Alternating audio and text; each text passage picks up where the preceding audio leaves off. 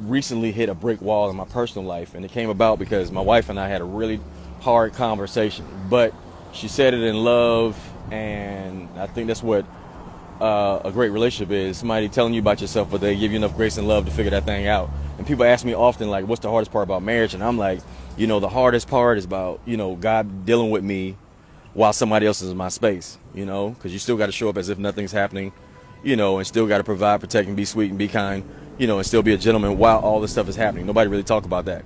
But I want to say this to the people that's actually looking for a partner, and you want to get married, or you want, something significant.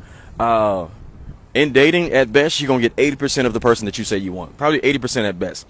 That other 20% comes after the commitment, because you don't know the areas that you need to work on until somebody's in your space, especially if you get somebody dope.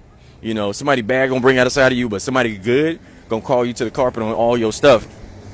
And you got a lot of stuff, especially in your singleness, sitting dormant that has not been addressed. It's like getting a personal trainer. They're going to have you muscles hurting that you ain't even knew you had, because you only work when you work out by yourself. You're working on the stuff that you think you need to work on. You're working on the stuff that's easy for you, and you don't push yourself like that. So, and again, like when you're in a real committed relationship and doing this thing at the adult level, that person gonna rub your scab. They gonna see your limp that you've been hiding.